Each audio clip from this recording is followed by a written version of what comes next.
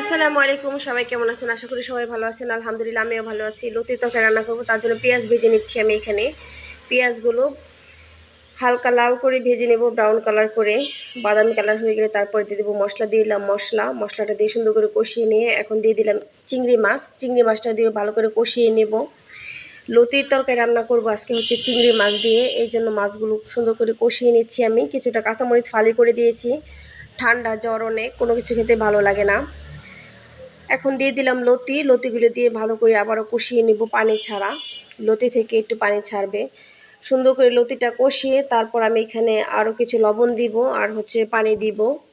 যেহেতু লতির তরকারি সিদ্ধ হতে বেশি টাইম লাগবে না, অল্প একটু পানি দিলে সিদ্ধ হয়ে যাবে।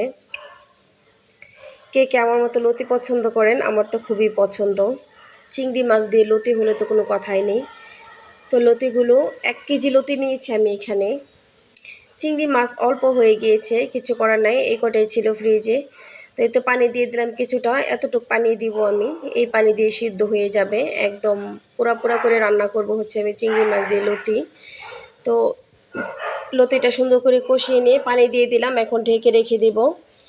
এই তো লতির তরকারিটা রান্না করে নিয়েছি। আর আজকে হচ্ছে একটু বাইরে যাব, লতিগুলো একটু গলে গিয়েছে, রান্না হয়ে গেছে। আর মাশাআল্লাহ লতি তরকারিটা খেতে অনেক মজা হয়েছিল। ভিডিওটা আমার আগের করা ছিল, এই কদিন ঠান্ডা জ্বরে ভয়েস দিতে পারতেছিলাম না। আর এই তো হচ্ছে শাশুড়ি মার বাসায় আসছি। শাশুড়ি মা হচ্ছে পেঁয়াজ কিনতেছিল, তো এখানে একটু ভিডিও করে নিলাম। পেঁয়াজ কিনে বাসায় চলে গেলাম, ওখান থেকে একটু তালতলা মার্কেটে গিয়েছিলাম, তো একটু ভিডিও করলাম এখানেও। ওড়না কেনার জন্য আসছিলাম আর কি, তো একটু ভিডিও করে নিলাম যেহেতু লং ভিডিও দিতে হবে।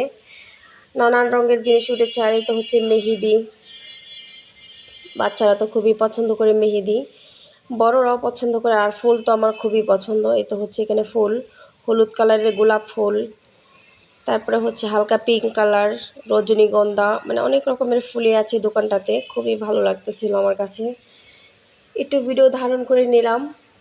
লাল গোলাপ, সাদা গোলাপ, সব রকমের ফুলই আছে এখানে, কিন্তু আমি ফুল কিনিনি, যেহেতু বেশি করে টাকা নিয়ে যাই নাই, তার জন্য ফুল কিনিনি আমি।